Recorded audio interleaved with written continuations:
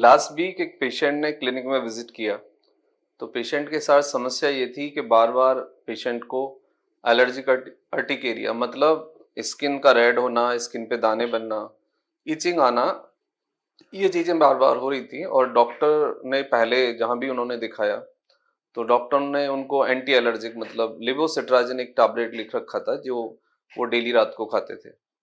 आप देखेंगे बहुत सारे लोगों को इस तरह की समस्या होती है कि जब वो शाम को ऑफिस आते हैं, कपड़े उतारते हैं, तो उन्हें इचिंग होगी, रेडनेस होगी और बहुत एक मतलब एक शार्प इचिंग होती है, एक अजीब सी तकलीफ है, अजीब सी प्रॉब्लम होती है। स्किन के अंदर रेडनेस, स्किन का गर्म होना, ऐसा लगता है जैसे माइल्ड फीवर हो गया हो या कोई इन्फेक्शन हो गया हो। और लोग जनरली मैंने देखा है कि लोग इसको डील करते हैं कोई ना कोई एंटी एलर्जिक मेडिसिन के साथ। बहुत सारे डॉक्टरों के लेवल पे भी ये बात होती है कि फिजिशियन हो या स्किन स्पेशलिस्ट हो, डॉक्टर ये बोल देते हैं कि भाई इसका कोई परमानेंट इलाज नहीं है और एक एंटी एलर्जिक आप लीजिए एंड दैट्स इट। तो देखो, एंटी एलर्जिक लेना ठीक है, टेम्परेरी यानी फौरी तौर पर कुछ समय के लिए उसको सप्रेस करना है। लेकिन जो इंटरनल ट्रिगर है, जो इंटरनल रीजन है, जब तक आप उसको मैनेज नहीं करेंगे, जब तक आप उसको नहीं समझेंगे, आपकी ये जो एलर्जी है पूरी तरह से ठीक नहीं हो सकती। और इस एलर्जी का आपका पेट के साथ और मतलब लिवर के साथ एक डायरेक्ट संबंध होता है। आज हम समझेंगे कि एलर्जी का लिवर के साथ क्या संबंध है और एलर्जी क्यों ठीक नहीं होती है, क्या लिवर कंट्रीब्यूट करता है, क्या आपकी गट कंट्रीब्यूट करती है। तो पहले तो मैं जर्नल एक आइडिया दूंगा आपको कि यदि आपको इस तरह की एलर्जी हो रही है तो 90% चांसेस हैं कि कोई फूड है जो आपको ट्रिगर कर रहा है। अब फूड के ट्रिगर में आपका एग हो सकता है, आपका नॉनवेज हो सकता है, बहुत ज्यादा ऑयली, स्पाइसी या डीप फ्राइड फूड हो सकता है, वीट से आपको प्रॉब्लम हो सकती है और आपको मिल्क के डाइजेशन में दिक्कत हो सकती है। तो सबसे पहले जो काम आपको करना है कि कोई भी पैकेट से कोई भी फूड मत लीजिए फॉर 21 डेज। 21 डेज के लिए आप मिल्क बंद कर दीजिए फर्स्ट।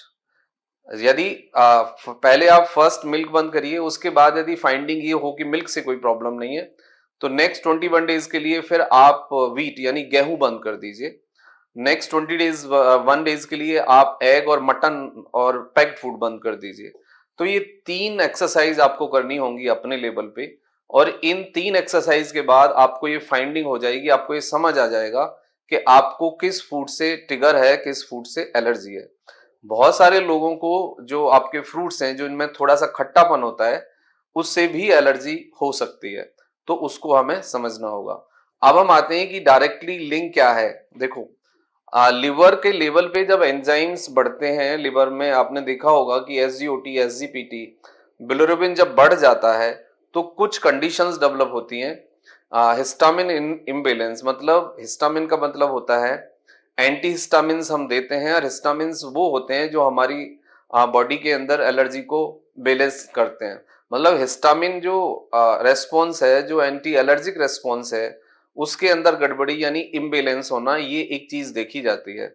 तो यदि आपका एसजीओटी, एसजीपीटी और बिलिरुबिन बढ़ा हुआ है और आपको एलर्जी हो रही है बार बार, तो आपको सबसे पहले अपने फैटी लिवर को, एसजीओटी, एसजीपीटी और बिलिरुबिन को मैनेज करना होगा बाय द मेडिसिन। या फिर आप कुछ दिन के लिए फैट हटा दीजिए, अपना वेट रिड्यूस करिए, हरी लाल सब्जियां खाइए, तो नेचुरली भी आप एसजीओटी, एसजीपीटी और बिलिरुबिन को मैनेज कर सकते हैं। बिलिरुबिन मतलब एंजाइम है जो आपके लिवर से सिक्रीट होता है। यदि आपका एंजाइम का सिक्रीशन कम ज्यादा है या उसको बॉडी खर्च नहीं कर रही है तो फिर आपको स्किन में एलर्जी होगी, जिसको हम एलर्जिक अर्टिकेरिया भी कहते हैं। अब दूसरी बात आती है कि यदि आपका लिवर फैटी है तो आपको एलर्जिक रेस्पॉन्स के साथ साथ डिप्रेशन हो सकता है, बाइपोलर डिसऑर्डर, सिजोफ्रेनिया और ओसीडी। ये जो मतलब चारों प्रॉब्लम है डायरेक्टली लिवर के हेल्थ से या गट से जुड़े हुए नहीं है, लेकिन इनडायरेक्टली ये गट से और लिवर के हेल्थ से जुड़े हुए हैं, क्योंकि सेरोटोनिन, डोपामाइन का जो सिक्रीशन है, जो अब्जॉर्प्शन है, वो डायरेक्टली डिपेंड करता है। अब नेक्स्ट पॉइंट आता है कि हार्मोनल इम्बैलेंस। हार्मोनल इम्बैलेंस में जो मोस्ट कॉमन चीजें देखी जाती है, इंसुलिन रेजिस्टेंट एंड थायराइड, जिससे कि फीमेल्स का वेट बढ़ता है, पीसीओडी, पीसीओएस आता है और मेंस्ट्रुअल साइकिल में प्रॉब्लम होती है और मूड डिसऑर्डर और वेट में प्रॉब्लम होती है। अब यदि लगातार ये रहे तो फिर आपको ओबेसिटी आ सकती है, डायबिटीज हो सकती है, कोरोनरी आर्टरी डिसीज हो सकती है, हाइपरटेंशन, लो टेस्टोस्टेरोन, या बहुत ज्यादा देखा जाता है मेनोपॉज हो सकता है, आपको एंड्रोपॉज हो सकता है। इसके बाद आते हैं हम एलर्जी वाले पार्ट पे कि स्किन एलर्जी है और फूड के लेवल पे ट्रिगर है, तो उसको हम कैसे मैनेज करें। फूड के लेवल पे ट्रिगर को रोकने का सीधा सा तरीका है कि बहुत ज्यादा फैट आप मत दीजिए और नॉर्मल जितना प्रोटीन आपको चाहिए उतना ही प्रोटीन लीजिए। यदि बहुत ज्यादा प्रोटीन और फैट भी आप देते हैं तो भी आपको स्किन एलर्जी होगी। बहुत ज्यादा फैट प्रोटीन आप देते हैं, अल्कोहल लेते हैं, स्मोकिंग करते हैं, तंबाकू चबाते हैं और यदि आपका मूवमेंट नहीं है तो तब भी आपका एसजीओटी, एसजीपीटी और बिलिरुबिन बढ़ेगा। तो मेरा कहने का सीधा सा मतलब है, मैं सीधा सा एक मैसेज आपको देना चाहता हूं कि आप अपने पेट को ठीक रखिए, कॉन्स्टिपेशन ना हो, इंडाइजेशन ना हो, बहुत ज्यादा गैस ना बने, एसजीओटी, एसजीपीटी और बिलिरुबिन को कंट्रोल करिए। और आपको यदि वॉर्म्स हैं तो अपने को डी वॉर्म करिए, यानी कीड़े वाली दवाई एल्बेंडाजोल यानी जेंटल एक टैबलेट आप ले लीजिए रात को मीठे दूध के साथ, और आपको हर महीने ये टैबलेट लेनी होगी नेक्स्ट 6 मंथ तक। एंटी एलर्जिक आप लीजिए, लेकिन एंटी एलर्जी के साथ आप अपने फूड पे पर्सनलाइज अप्रोच से अपने ट्रिगर को समझिए, तभी आप एलर्जी से बच सकते हैं। अदरवाइज आप एंटी एलर्जिक लेते रहेंगे, कुछ दिन तक एंटी एलर्जिक काम करेंगे, उसके बाद वो भी काम नहीं करेंगे, जैसे कि एटारेक्स्ट है, लिवोसिट्राजिन है, सिट्राजिन है या फिर फेक्सोफेनाडिन एलिग्रा है। इस तरह की दवाइयां एलर्जी को सप्रेस करने के लिए आप ले सकते हैं, लेकिन इसके साथ साथ आप अपने फूड को समझने की कोशिश करिए, आप अपने गट के बिहेवियर को समझने की कोशिश करिए।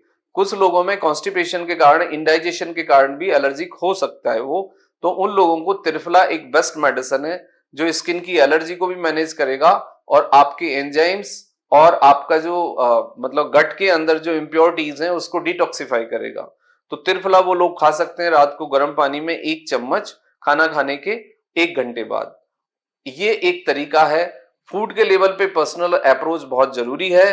कुछ फूड हैं जो आपको ट्रिगर करते हैं, उनके बारे में इमीडिएटली आपको कॉल लेना होगा, तभी आप इससे बच सकते हैं।